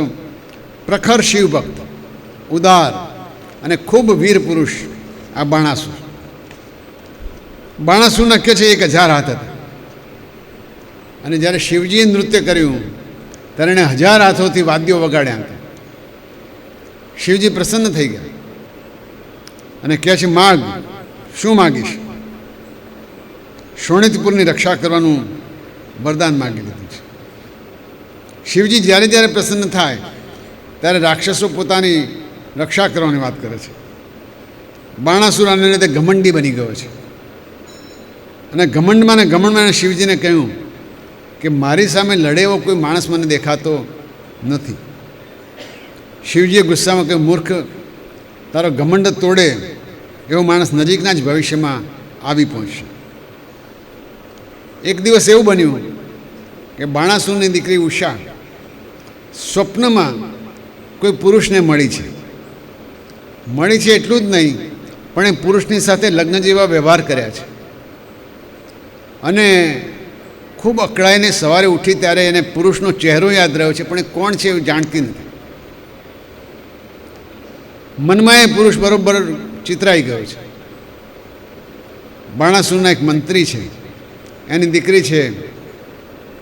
એ દીકરીને ચિત્રાંગદાને ચિત્ર દોરતા સરસ આવડે છે. ચિત્રાંગદાને વાત કરે છે. ચિત્રાંગદા કહે છે કે હું તને જાત જાતના ચિત્રો દોરીને બતાવું. આ દેશના બ્રહ્માંડના મોટા મોટા પુરુષોને હું ઓળખું છું, એમના તો દોરીશ, પણ ત્યાં જે વર્ણન કર્યું છે એને મળતા આવતા હોય એવું ચિત્ર દોરું. એણે ઘણા ચિત્રો દોર્યા, દેવોના, દાનવોના, ગાંધર્વોના. ઉષાને મગજમાં ઉતરતા નથી. પણ જ્યાં પ્રદ્યુમ્નજીનું ચિત્ર દોર્યું છે કે ઉષા શરમાઈ ગઈ છે. એને થયું કે આ જ ચહેરો કંઈક જાણીતો છે. એટલે ચિત્રાંગદાએ અનિરુદ્ધનું ચિત્ર દોર્યું. અનિરુદ્ધનું ચિત્ર દોરતાં જ ઉષા ગાંડી થઈ ગઈ છે. આજ રાત્રે મને સ્વપ્નમાં જે યુવાન મળ્યો હતો તે આ અનિરુદ્ધ જ છે. તો હવે શું કરવાનું? ઉષાનું સદભાગ્ય હશે. ચિત્રાંગદા ઘણી બધી બાબતોમાં કુશળ છે. એ યોગ વિદ્યા જાણે છે. યોગ વિદ્યા પ્રમાણે આકાશમાં ઉડીને રાતોરાત દ્વારકા પહોંચીને પલંગમાં સૂતેલા અનિરુદ્ધને એમને એમ ઉપાડીને અહીં લઈ આવ્યા છે. અનિરુદ્ધ તો હજુ ઉઠ્યો નથી બિચારો. કેવી ઊંઘ હશે એની? જોરદાર ઊંઘ હશે. અનિરુદ્ધજી સૂઈ ગયા છે. સવારે ઉઠીને જુએ તો કંઈ બધું મકાન બદલાઈ ગયું છે, માણસો બદલાઈ ગયા છે. પણ સામે ઉષાને જુએ છે એટલે કૃષ્ણના દીકરાનો દીકરો છે આ તો. એને પણ ઉષા પસંદ પડી જાય છે. એટલે સોનામાં સુગંધ પડી. બહાર કોઈને ખબર નથી. અંતઃપુરમાં સીધા જ એન્ટ્રી મારી છે. મહેલમાં કોઈને ખબર નથી કે અનિરુદ્ધજી અંદર છે. બહાર પાક્કો ચોકી પહેરો છે, કોઈ પુરુષ અંદર આવી શકે એમ જ નથી. અને આ બેને ફાવતું જડ્યું છે. ઉષાજી અને અનિરુદ્ધજી બે જણા વગર મંગળ ફેરાય મંગળ કામ કરવા માંડ્યા છે. અને ધીમે ધીમે કરતાં કરતાં વર્ષો વીતતા જાય એવી પરિસ્થિતિ થવા માંડી છે. મહિનો, 2 મહિના, 3 મહિના, 4 મહિના, 4 મહિના વીત્યા છે. આ બાજુ દ્વારકામાં બહુ શોધાશોધ કરી પણ કોઈ જડ્યું નથી. કૃષ્ણ તો બોલે જ છે ને. જે કરવા નિર્ધાર કર્યો છે એ વાતમાં કૃષ્ણ કદી બોલે જ નહીં. એ પણ શોધવા લાગ્યા છે, ક્યાં ગયો મારો અનિરુદ્ધ, ક્યાં ગયો અનિરુદ્ધ. અનિરુદ્ધ જડે તો ને. પણ અહીં એવું થયું કે અનિરુદ્ધ અને ઉષાના સંબંધોને કારણે ચોકિયાતોને ઉષા તરફ જોતાં લાગ્યું કે હવે આ તેજસ્વી બની ગઈ છે. એના મોઢા ઉપર ફેરફારો દેખાય છે, શરીરમાં ફેરફારો દેખાય છે. એટલે જે જાણ નહોતી થવાની એ જાણ થયા વગર રહે નહીં એવી પરિસ્થિતિ સર્જાઈ છે. ચોકિયાતોએ જઈને બાણાસુરને વાત કરી છે. બાણાસુર એકદમ ક્રોધે ભરાયો છે. સૈનિકોને લઈને આવી પહોંચ્યો છે. જોયું છે તો અહીંયા તો અનિરુદ્ધ અને ઉષા એક જ પલંગ ઉપર બેઠા બેઠા હસી મજાક કરે છે. આ માણસ અહીંયા આવ્યો ક્યાંથી? બાણાસુર જ્યાં એને ઝપટ મારવા જાય છે ત્યાં અનિરુદ્ધ પણ તૈયાર થઈ ગયો છે. અને પોતાના અસ્ત્ર-શસ્ત્રો લઈને બંને જણા લડવા માંડ્યા છે. પણ બાણાસુર તો મહાબળવાન હતો, શિવનો ભક્ત હતો. એણે નાગપાશથી બાંધી લીધા છે. અનિરુદ્ધજી બંધાઈ ગયા છે. હવે કેદમાં છે એમ થયું. ઉષા ધ્રુસકે ધ્રુસકે રડે છે. પોતાના પ્રિયતમને જોઈ શકતી નથી બંધનમાં. કરવું શું? બાણાસુર તો માને એમ છે જ નહીં. પણ સંદેશા વ્યવહારની પદ્ધતિ હજુ ચાલુ છે. હજુ સંદેશા વ્યવહાર ઇન્ટરનેટ ખોરવાયું નથી. નારદજી દ્વારકામાં પહોંચી ગયા છે.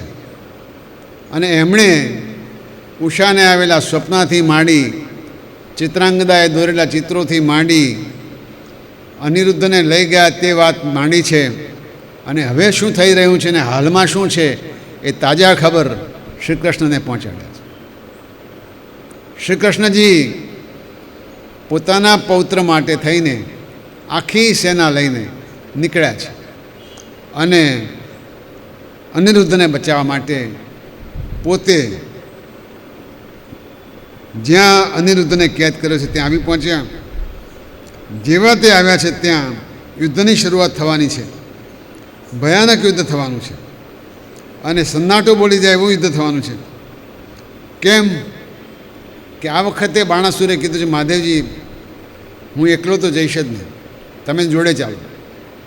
એક બાજુ મહાદેવજી અને બાણાસુર, એક બાજુ શ્રી કૃષ્ણ. વિષ્ણુ અને મહાદેવનું આ યુદ્ધ જોવા માટે દેવો આકાશમાં એકઠા થયા છે. શું થશે? અનેક અસ્ત્રશસ્ત્રો છોડ્યા છે, પણ વિષ્ણુ પ્રમાણમાં સ્માર્ટ છે, હોશિયાર છે. એમણે જૃંભાસ્ત્ર છોડ્યું છે. જૃંભાસ્ત્ર એટલે બગાસા આવે એવું. શિવજીને બગાસા આવવા માંડ્યા છે. બગાસા ખાતા શિવજી જ્યાં સુધી બગાસા ખાઈ રહે ત્યાં સુધીમાં બાણાસુરનો નિકાલ લાવવો જરૂરી થઈ પડ્યો છે. બાણાસુરની ધર્મમાતા કોતરા છે એ પણ નગ્ન થઈને શ્રી કૃષ્ણ સામે લડવા માટે આવી ગયા છે. શ્રી કૃષ્ણ આવી સ્થિતિમાં લડી શકતા નથી, છતાં પણ યુદ્ધ કર્યું છે. અને એમની સાથે જ્વર નામનો રાક્ષસ આવ્યો છે. એ જ્વરની સામે પોતાનો જ્વર, વૈષ્ણવી જ્વર છોડ્યો છે. આમ યુદ્ધ કરતાં કરતાં કરતાં ભગવાને બધાને પરાસ્ત કર્યા છે.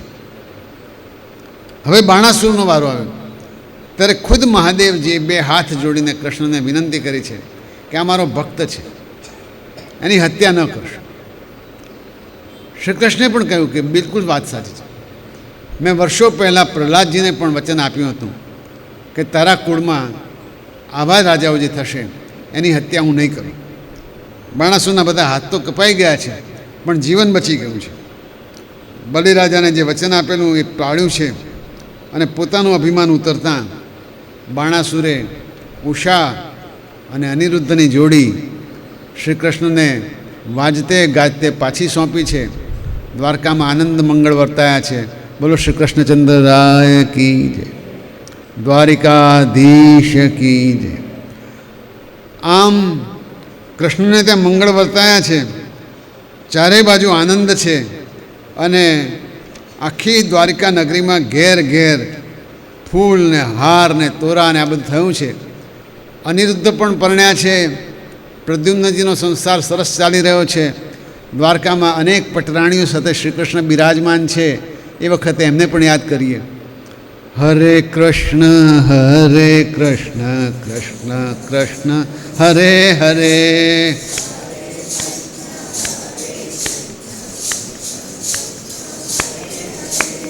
હરે રામ રામ રામ હરે હરે.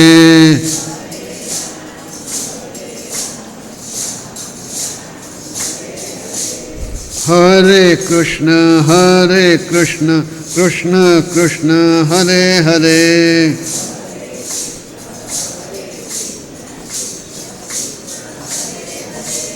હરે રામ રામ રામ હરે હરે.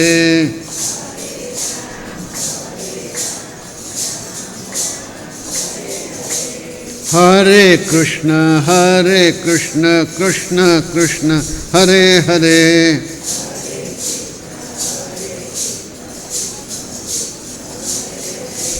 હરે રામ રામ રામ હરે હરે.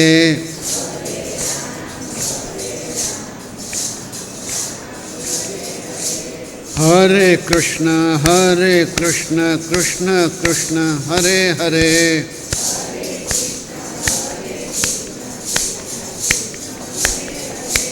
હરે રામ રામ રામ હરે હરે.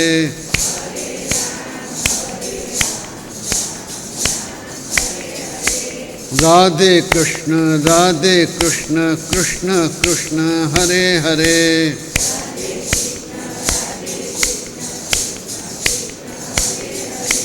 સીતારામ રામ રામ હરે હરે,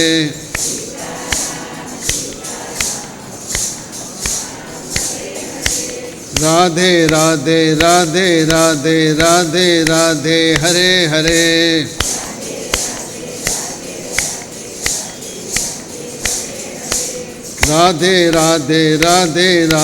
રાધે રાધે હરે હરે.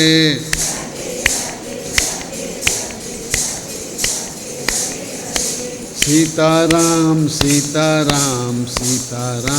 હરે હરે,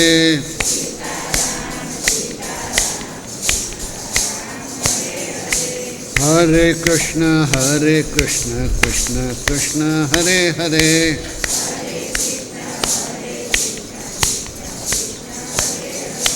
હરે કૃષ્ણ કૃષ્ણ કૃષ્ણ હરે હરે,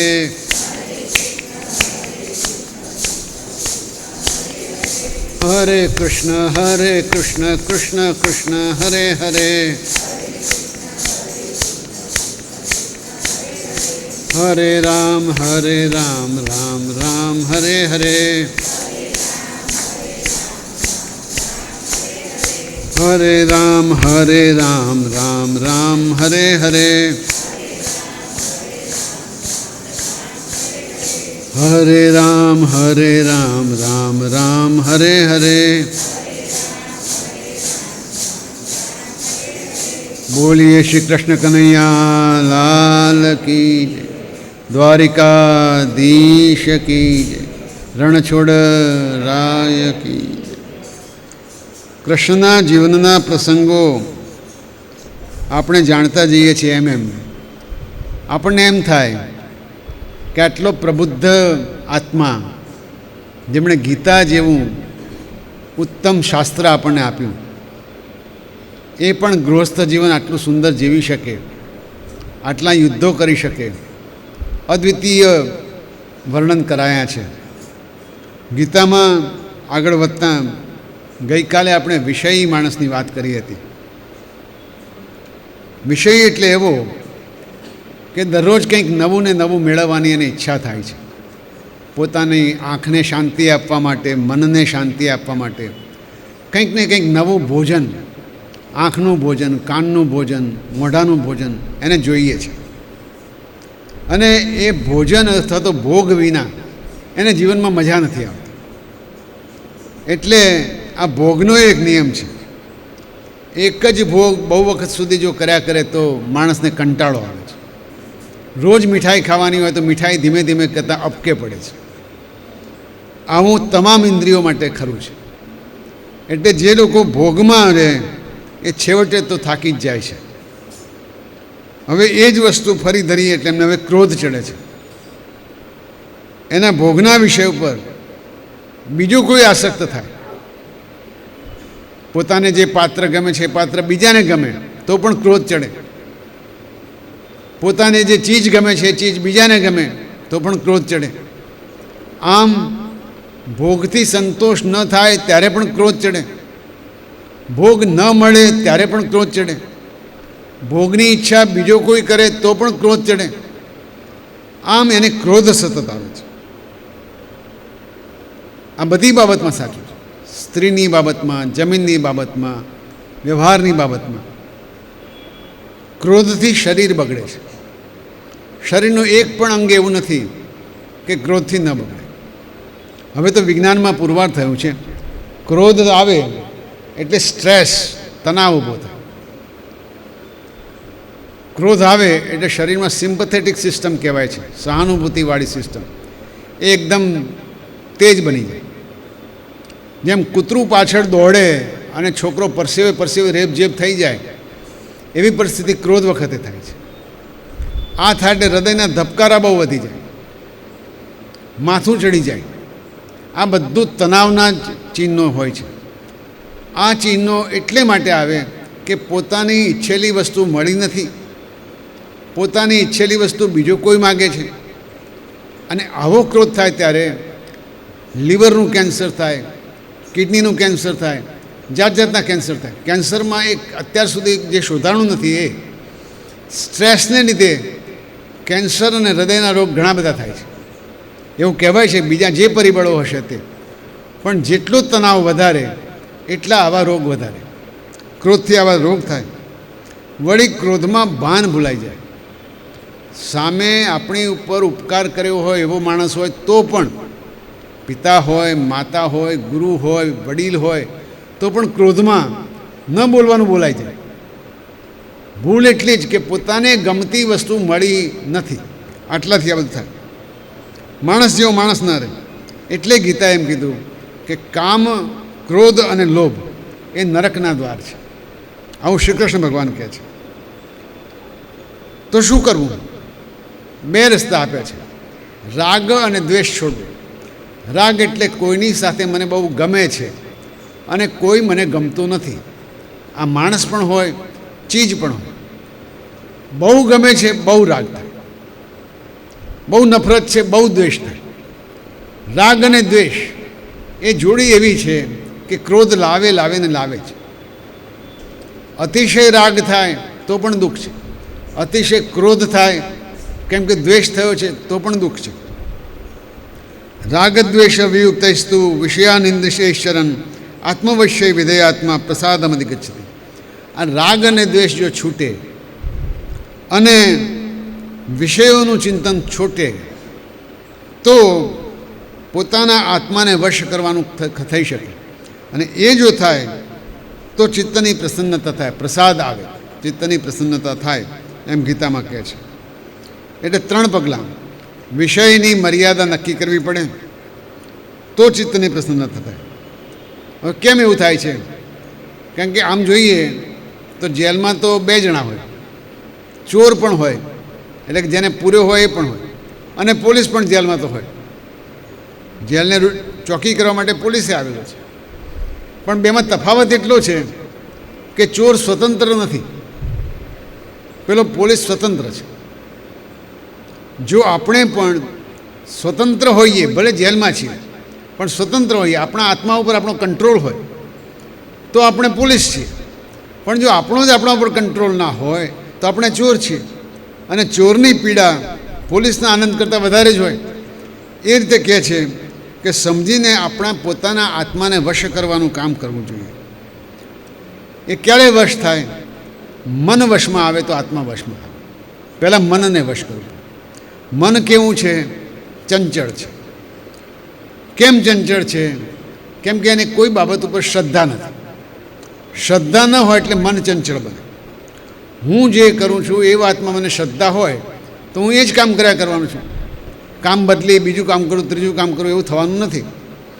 પણ જે કામ કરું છું એ કામમાં અને એ આવડતમાં મને શ્રદ્ધા ન હોય તો થોડી વાર પછી બીજું કામ કરીશ, વળી પાછું ત્રીજું કામ કરીશ. એટલે શ્રદ્ધા વગરના માણસને આત્મવિશ્વાસ ઓછો. આપણે આજુબાજુ નજર કરીએ તો એવું જોવા મળશે કે જે લોકોમાં આત્મવિશ્વાસ ઓછો નથી એમનામાં શ્રદ્ધા પણ ઓછી જ છે, અને ઘણે ભાગે દુઃખી હોય છે. એટલે કે દુઃખી એટલે અશાંત હોય છે. અને ગીતા એમ કહે છે અશાંત હશે કુતઃ સુખમ. અશાંત હોય તો સુખ મળવાની કોઈ શક્યતા નથી. પછી એક નવો શ્લોક ઉમેરે છે, ઇન્દ્રિયાણામ હિ ચરતામ યન્મનોનું વિધીયતે તદસ્ય હરતી પ્રજ્ઞામ વાયુર્નાવમ ઇવામ બસે. આપણે કવિતા ગાઈ કે મારી નાવ તમારે હાથ હરી સંભાળજો રે. આ મન સમુદ્રમાં નાવિક વગરનું નાવડું જેમ છૂટું પડી જાય એમ હાલક ડોલક થતું હોય એવી સ્થિતિમાં હોય છે. હંમેશા મન ચંચળ જ હોય. એટલે જે બાજુ વાયુ આવે એ બાજુ મન જવા માંડે.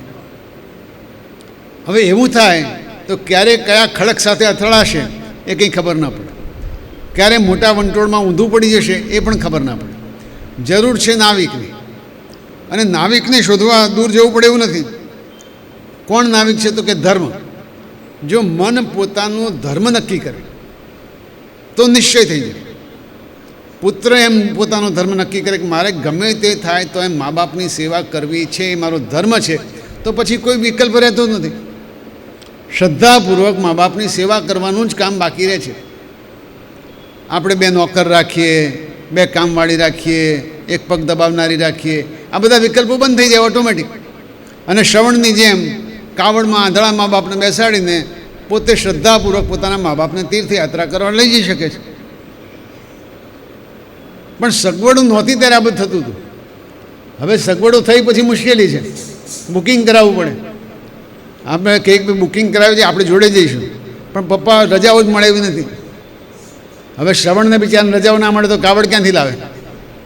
મુસીબત એ થઈ છે કે ચિત્ત ચોક્કસ નથી. જો એના મનમાં હોય કે મા બાપની જ સેવા કરવી છે તો એકનો એક દીકરો મા બાપને છોડીને અમેરિકા જાય જ નહીં. પણ મા બાપે અદ્યતન થઈ ગયા છે, જા બેટા તારું કલ્યાણ થજો. પ્રશ્ન એ છે કે મા બાપને દીકરો જોડે રાખવો છે કે નહીં, અને દીકરા જોડે રહેવું છે કે નહીં. મૂળ આમાં તફાવત એક જ પડે છે, કંઈક મેળવવું છે. વિષયાન વિનિમય વિષય જોઈએ છે. પૈસો આવે તો બધું આવી જશે.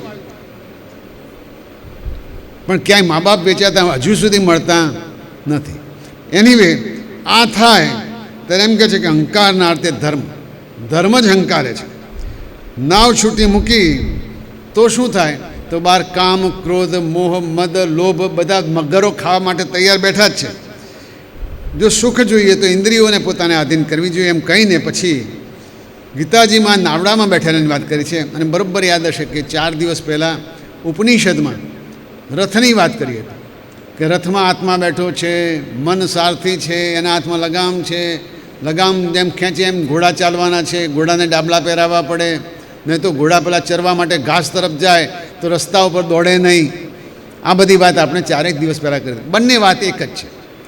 મૂળભૂત રીતે આપણો રાજા જે અંદર બેઠો છે આત્મા, એને સંતોષ થાય, એને સાચું લાગે અને આપણે કોઈ વિષયમાં ડૂબી ન જઈએ એટલું ધ્યાન રાખવાનું અર્જુનને કહેવાય. તો શું થાય? તો અર્જુન યોગી બની જાય, ભોગી મટીને યોગી બની જાય. તફાવત શું છે? ભોગીને ભોગ જોઈએ છે. ભોગ એટલે મારા બધા મરી જશે તો શું થશે, શોક કરવા માંડ્યો છે. એ શોકનો કોઈ અર્થ રહે નહીં. યોગીને માટે બધું જ બરાબર છે, એકાત્મ ભાવ છે. એક સરસ દાખલો આપ્યો છે કે મોટાભાગના શું કરે? રાત્રે ટીવી જુએ, મોબાઈલ જુએ, સિરિયલો જુએ, સવારે મોડા ઉઠે એટલે દિવસે પછી કદાચ ઊંઘવાનું થાય. એટલે એમના માટે રાત એ દિવસ, દિવસ એ રાત. એટલે ગીતામાં કૃષ્ણ એમ કે યા નિશા સર્વભૂતાનામ તસ્યામ જાગૃતિ સંયમી યસ્યામ જાગૃતિ ભૂતાની સા નિશા પશ્યતો મુને. આમ તો એવા માટે કીધું હતું કે આત્મજ્ઞાનથી જાગી ગયેલો યોગી તો સવારે વહેલા ઉઠે, આત્માનું ચિંતન કરે. પણ રાતે જ એક વગાડ્યો હોય તો સવારે ઉઠવાનો સવાલ જ ક્યાં ઊભો થાય? અરે એક વખત તો એક કેણીઓ મને કે દાદા, મારા દાદા તો રાત્રે ઉઠે છે. મેં કીધું રાત ના કહેવાય ને સવાર કહેવાય. દાદા 4-5 વાગે ઉઠતા હશે એટલે ટેણીઓ એમ માને કે મારા દાદા તો રાત્રે ઉઠે છે એટલે એમનો સવારે જ પડે છે 8 વાગે. પ્રશ્ન આ છે કે યોગી થવું હશે તો આત્મતત્વનું ચિંતન કરવું પડશે. આત્મતત્વનું ચિંતન ત્યારે જ થાય કે જ્યારે પોતાનો સંપૂર્ણ સમય ઇન્દ્રિયોને વશમાં કરવા માટે રાખે. ઇન્દ્રિયો વશમાં આવે તો મન વશમાં આવે, મન વશમાં આવે તો બ્રહ્મભૂતની એક પ્રસન્નતા આપણામાં આવે. હવે બેમાં તફાવત એક કહે છે કે એકની ઈચ્છા એવી છે કે મારે માટે આખું જગત છે. યોગી અથવા તો જેને આપણે કીધું કે આખા જગત માટે કામ કરનારો, સમાજ માટે કામ કરનારો, કામ પોતાને માટે નહીં સમાજ માટે કામ કરે એ યોગી છે. અને બીજો પોતાને માટે, પોતાના પરિવાર માટે કામ કરે છે એ ભોગી છે. આ બહુ સ્પષ્ટ છે. ગીતા આ બાબતમાં બહુ ચોખ્ખું કહે છે કે સંયમિત માણસ પોતાનું કે પરિવારનું ભલું કરવા માટે કોઈનું બુરું કદી કરી શકતો નથી, કારણ કે એને સંયમ છે. આમ ઇન્દ્રિય સંયમ અને મનના સંયમથી બ્રાહ્મી સ્થિતિ મળે છે. બ્રાહ્મી સ્થિતિ એટલે કેવી સ્થિતિ? તો એનો સરસ મજાનો શ્લોક છે. આપૂર્યમાણમ અચલ પ્રતિષ્ઠમ સમુદ્રમાપ પ્રવિશંતિ સર્વે. જેમ દરિયામાં બધી નદીઓ પ્રવેશે છે છતાં દરિયો કંઈ ઉભરાતો નથી, અથવા તો વાદળો બનવા માટે બધી વરાળ ઉડી જાય છે તો દરિયો સુકાઈ જતો નથી. કંઈ મેળવીને કે કંઈ ખોઈને દરિયો જેમ છે એમને એમ જ રહે છે. આવી સ્થિતિ જ્યારે થાય ત્યારે બ્રાહ્મી સ્થિતિ કહેવાય છે. આ બ્રાહ્મી સ્થિતિ પ્રાપ્ત કરવી એ જ આપણા અધ્યાત્મનું લક્ષ્ય છે. અને બ્રાહ્મી સ્થિતિ પ્રાપ્ત થાય ત્યારે સંપૂર્ણપણે કલ્યાણ મનુષ્યનું થાય જ છે. અને એ કલ્યાણ જ્યારે થાય ત્યારે બીજા કોઈની ખેવના રહેતી નથી. બ્રહ્મ આટલું બધું જગત બનાવે અને નષ્ટ કરે. બ્રાહ્મી સ્થિતિ કેમ કીધી? કે બ્રહ્મ પોતે જગત આખું બનાવે છે અને નષ્ટ પણ કરે છે, પણ એની સ્થિતિમાં કોઈ ફેરફાર થતો નથી. બનવું, બગડવું, નષ્ટ થવું એની સાથે બ્રહ્મને કોઈ લેવા કે દેવા નથી. એ જ મુજબ જો એ દાખલો લઈને મનમાંથી ચંચળતા કાઢી નાખીને જે થાય છે એ સ્વીકારવાનું શરૂ થઈ જાય, કોઈ પણ જાતનું દુઃખ કે સુખની ભાવના ન થાય તો સ્થિતપ્રજ્ઞ કહેવાય. પણ એવું બનતું નથી. સામાન્ય દાખલાઓ એવા છે કે થોડુંક મળવા માંડે એટલે ઘમંડ આવે છે, અને થોડુંક જાય એટલે હતાશા. આ બહુ સામાન્ય આપણા ઘરગથ્થુ વાત છે. પણ જે સહન કરે છે એને ન તો હતાશા આવે છે ન તો ઘમંડ આવે છે. કેમ આવું થાય છે? કે જે પોતે જે સ્તરે છે એ સ્તરથી ઊંચેના સ્તરે જાય એટલે એને ઘમંડ આવે. હકીકતમાં એના મનને જે સ્તરે હતો એ સ્તરથી ઊંચું લઈ જઈને ઊંચાના સ્તર જેવું પોતાનું મન બનાવવું પડે. 5 વર્ષનું છોકરું લખોટી છોડે નહીં, મારી લખોટી છે આપી દે. પણ 15 વર્ષનું છોકરું લખોટી આપી દે, કારણ કે હવે એને એનામાં રસ નથી, એનો વિકાસ થઈ ચૂક્યો છે. 15 વર્ષનો છોકરો 25 વર્ષનો થાય ત્યારે ક્રિકેટના બેટને સ્ટમ્પ પણ પેલા 10 વર્ષનાને આપી દે, જાઓ રમો. પણ 25 વર્ષે લખોટી ન આપે તો વિકાસ થયો કહેવાય. એ વખતે પણ નથી છોડી શકતા. અને જેમ મોટો થયો ત્યારે પહેલાં 10 વર્ષનો હતો ત્યારે 8 વર્ષનાને મારતો હતો, હવે 25 વર્ષનો થશે ત્યારે 8 વર્ષવાળાને મારશે નહીં, કે એને શું માર, નાનો છે હજુ. આ સમજણ આવી એનામાં વિકાસ થયો છે. એવી રીતે ગામનો શેઠ કોઈ ગરીબ માણસને ધૂતકારશે નહીં, કારણ કે એને ખબર છે કે એ ગરીબ છે, એ દયાને પાત્ર છે, એ સહાનુભૂતિને પાત્ર છે, એ મદદને પાત્ર છે. પણ જો ગામનો શેઠ એને ધક્કો મારીને કાઢી મૂકે તો એનો વિકાસ થયો નથી. વિકાસ થાય તો જ આ શક્ય બને છે. બળવાન માણસ મારા જેવા કોઈને નબળાને હાથ પકડીને નીચે ઉતારે તો એની શક્તિનો ઉપયોગ થાય. પણ જેમ કે નીચે ઉતરો જલ્દીથી, તો એનો અર્થ એવો થયો કે એને પોતાની બળવાનપણાનું જે લેવલ આવ્યું છે એ લેવલ પચ્યું નથી. આવું જ વિદ્યા માટે કહેવાય, આવું જ રૂપ માટે કહેવાય. અને હવે તો રૂપનું એવું થઈ ગયું છે કે દરેક પોતાની જાતને રૂપવાન માને છે. નાનું છોકરું હોય ત્યાંથી માંડીને તૈયાર થવા માંડે છે, સ્કૂલે જવા માટે પણ વ્યવસ્થિત તૈયાર થાય. ઘરડું તો વળી એના કરતાં વધારે મેકઅપ કરીને નીકળે. સરસ તો દેખાવું જ જોઈએ, દેખાવ તો સરસ જ હોવો જોઈએ. કોઈને શુકદેવજી રહેવું નથી, કોઈને વ્યાસ બનવું નથી, કોઈને વશિષ્ઠ બનવું નથી, બધાને સરસ દેખાવું છે.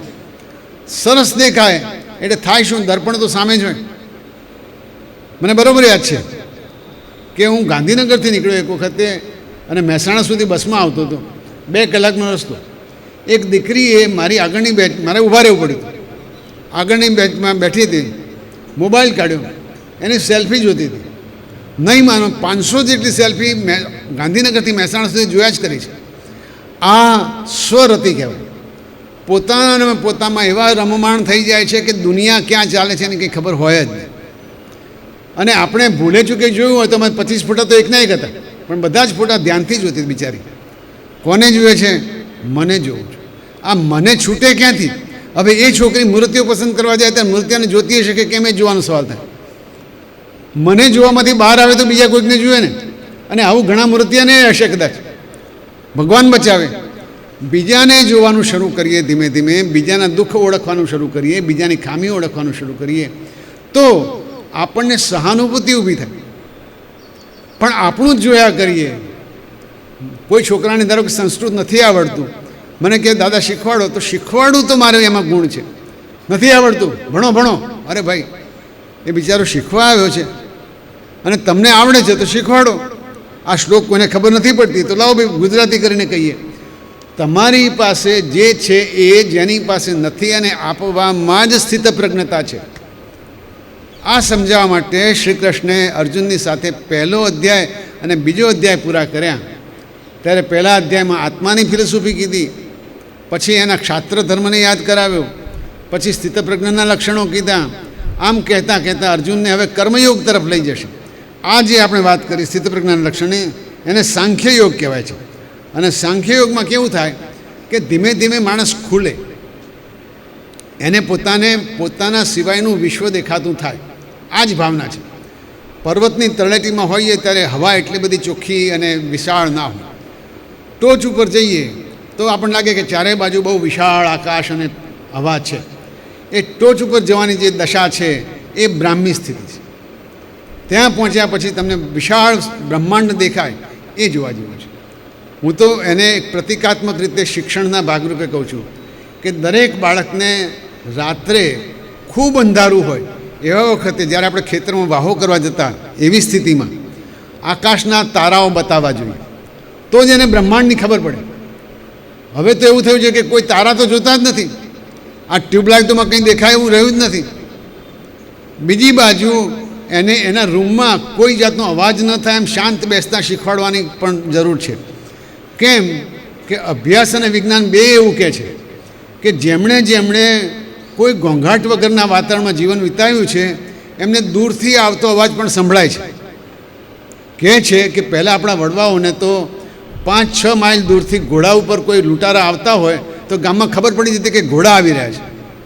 અત્યારે તો બાજુમાં ઘોડો આવીને ઊભો રહે તો એ ખબર ના પડે. કાનની શ્રવણ શક્તિ ગઈ છે, આંખની દર્શન શક્તિ ગઈ છે, અને એ જ રીતે મનની વિચાર શક્તિ પણ કુંઠિત થઈ ગઈ હોય તો નવાઈ નહીં. એટલે એ સંજોગોમાં ટીકા ટિપ્પણી નથી કરતા, પણ જે વાસ્તવિકતા છે એ વાસ્તવિકતાને સુધારવા માટે શું કરી શકાય એ તો ચોક્કસ વિચારવાનો સમય આવ્યો છે. એટલે આ શ્રીમદ ભગવદ્ ગીતાના ઉપનિષદના યોગશાસ્ત્રમાં શ્રી કૃષ્ણ અને અર્જુનના સંવાદને નામે કહેવાતા બીજા અધ્યાય, જેને સાંખ્યયોગ કહેવાય છે, એ સંપૂર્ણ થયો. શ્રી કૃષ્ણચંદ્ર ભગવાન કી જય. એક ધૂન બોલાવીએ અને પછી આપણે પૂર્ણાહુતિ કરીએ. શ્રીમન નારાયણ નારાયણ નારાયણ,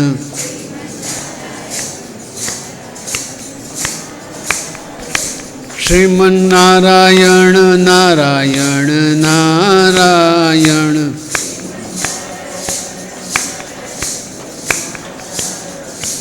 બદ્રી નારાયણ નારાયણ નારાયણ,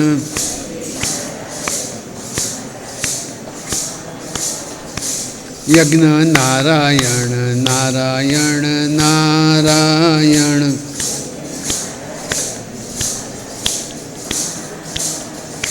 આ બધા જ અવતારો છે. યજ્ઞ નારાયણ કહીએ, અગ્નિ નારાયણ કહીએ, શુકર નારાયણ એટલે વરા અવતાર. શુકર એટલે વરા. હું ઘણી વખત શુકર બોલું છું, કોઈથી શુક્ર બોલાઈ જતું હોય કેવું હોય. શુકર એટલે વરા. શુકર નારાયણ નારાયણ નારાયણ,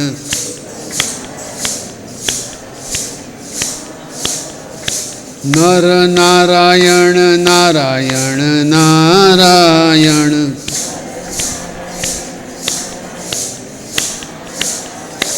નર નારાયણ નારાયણ નારાયણ,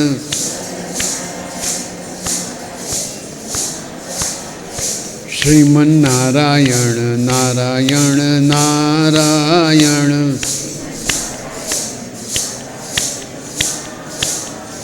શ્રીમન નારાયણ નારાયણ નારાયણ,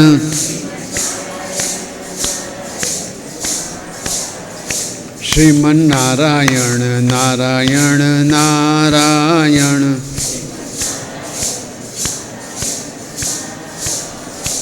અગ્નિ નારાયણ નારાયણ નારાયણ,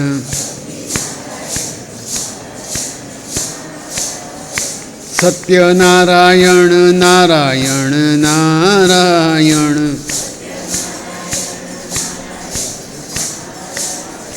સત્ય નારાયણ નારાયણ નારાયણ, સત્ય નારાયણ નારાયણ નારાયણ, સત્ય નારાયણ નારાયણ નારાયણ, સત્ય નારાયણ નારાયણ નારાયણ, સત્ય નારાયણ નારાયણ નારાયણ, સત્ય નારાયણ નારાયણ નારાયણ, સત્ય નારાયણ નારાયણ નારાયણ, સત્ય નારાયણ નારાયણ નારાયણ. બોલીએ શ્રી કૃષ્ણ ભગવાન કી જય, શ્રી રામચંદ્ર ભગવાન કી જય, અયોધ્યાનાથ કી જય, મથુરાધિપતિ કી જય, દ્વારિકાધીશ કી જય. છેલ્લા 2 દિવસમાં કોઈ સ્તુતિ થઈ શકી નહોતી ભગવાનની. એક સંસ્કૃત સ્તુતિ ગઈકાલે વાંચવામાં આવી અને ગમી છે, એટલે એના 2-3 શ્લોકો શુકદેવજીએ આ રજૂ કર્યા છે. બહુ સરસ લાગ્યા, એટલે તમારા સુધી લાવું છું. ભગવાનનું વર્ણન છે. યસ્યાનનમ મકરકુંડલચારુકર્ણ બ્રાજત કપોલ સુભગમ સવિલાસહાસમ નિત્યોત્સવમ ન તત્રુપુષદર્શિભિ પિબંત્યો નાર્યો નરાશ્યમુદિતા કુપિતા નિમેશ્ચ. એમ કહે છે કે જેમનું મોઢું મકરાકાર કુંડળથી કાન શોભી રહ્યા છે, એમના કુંડળ મકરાકારના છે અને કાન ભગવાનના શોભી રહ્યા છે. બ્રાજત કપોલ સુભગમ, સરસ મજાની ભમરો છે, અને સવિલાસ હાસમ, સુંદર મજાનું હાસ્ય છે. નિત્યોત્સવમ ન તત્રુપુર્દ્રશિભિ પિબંત્યો, આવા સદાય હસતા રહેતા, સદાય મધુર સ્મિત આપતા શ્રી કૃષ્ણ ભગવાનના દર્શન કરીને મારી આંખ ધરાતી નથી. ન તત્રુપુઃ, એની તરસ મળતી નથી, આંખ ધરાતી નથી. નાર્યો નરાશ્ય મુદિતા કુપિતા નિમેશ્ય, અને એને લીધે ભગવાનના ભક્ત સ્ત્રીઓ અને પુરુષો એમ કહે છે કે આ જો પાંપણ ન હોત તો કેટલું સારું હતું. પાંપણ પડી જાય છે એટલે દર્શન થતા નથી. જો પાંપણ સ્થિર ને સ્થિર રહેત તો ભગવાનના દર્શન થાત. આવી વાત શુકદેવજી કહે છે. બીજો એવો સરસ શ્લોક છે. જાતો ગથ પિતૃગૃહાદ વ્રજમેધિતાર્થો હત્વા રિપુન સુતશતાની કૃતોરુદાર ઉત્પાદ્ય તેષુ પુરુષ કૃતભી સમીજે આત્માનમાત્મનિગમમ પ્રથમ જનેષુ. જે પોતાના પિતાના ઘરથી નીકળીને વનમાં વ્રજમાં ગયા છે, વ્રજમાં જઈને પોતાનું યુગકર્મ શરૂ કર્યું છે, પોતાના દુશ્મનોને મારીને પોતાના ગૃહસ્થાશ્રમને વિકસાવ્યો છે, ખૂબ ઉદાર છે, એવા અનેક યજ્ઞોના કરનારા, અનેક યજ્ઞોમાં જેમને ભજે છે તેવા એ પુરુષ સ્વરૂપ પરમાત્માને હું મારા આત્મા થકી વંદન કરું છું. ત્રીજો એવો શ્લોક છે, બહુ સરસ રીતે શુકદેવજી મૂકે છે. યદા યદેહ ધર્મસ્ય ક્ષયો વૃદ્ધિશ્ચ પાપ્મનઃ તદા તુ ભગવાનીશ આત્માનમ સૃજતે હરિ. જ્યારે જ્યારે પૃથ્વી ઉપર પાપીઓ વધે છે અને ધર્મનો ક્ષય થાય છે, ત્યારે ત્યારે ભગવાન પોતાનામાંથી જ પોતાનો અવતારનું સર્જન કરે છે. હવે કોઈ એમ વિચાર કરે કે આંતરરાષ્ટ્રીય સ્તરે જે યુદ્ધો થઈ રહ્યા છે, ધારો કે ઇઝરાયલનું યુદ્ધ હોય કે યુક્રેનનું યુદ્ધ હોય, એવું બનવાને કારણ છે કે ભગવાને જ ઈચ્છ્યું છે કે કેટલાકનો વિનાશ થાય. એ વિનાશ માટેનું યોગ્ય પ્લાન, યોગ્ય યોજના તૈયાર થઈ ગઈ હોય, અને જે 18 અક્ષીણીને મારવી પડી હતી એ આ રીતે, કારણ કે છેલ્લે કૃષ્ણ એમ કહે છે કે જેમ એક વાંસ બીજા વાંસ સાથે અથડાઈને જંગલમાં સળગી મરે, એ રીતે યાદવો સળગી મરવાના છે. એ જ રીતે અત્યારે જે કંઈ ચાલી રહ્યું છે, ઘણા લોકોને બહુ ચિંતા થાય, યુદ્ધ થાય છે, ફલાણા ભાવ વધશે, ફલાણું થશે, ઢીકણું થશે.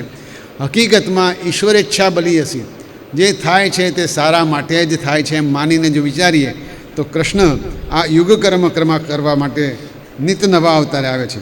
યન માયા ચેષિતમ પુંસઃ સ્થિત્યુત્પત્યાદિતિ અનુગ્રહતન નિવૃત્તે આત્મલાભાય ચેષ્ટિત. જેમની માયાથી માણસ આંધળો બની જાય છે, વિચાર કરી શકતો નથી. એ માયા એવી છે કે જે માણસ પોતે બધાને પેદા કરે છે, એને જાળવે છે અને એનો લય કરે છે. એમનો જો આશીર્વાદ મળે, એમની કૃપા મળે તો આત્મલાભાય ચેષ્ટતે, તો પોતાના આત્માનું કલ્યાણ કરવા માટે એમની કૃપાની માગણી કરવી જોઈએ. શ્રી કૃષ્ણચંદ્ર ભગવાન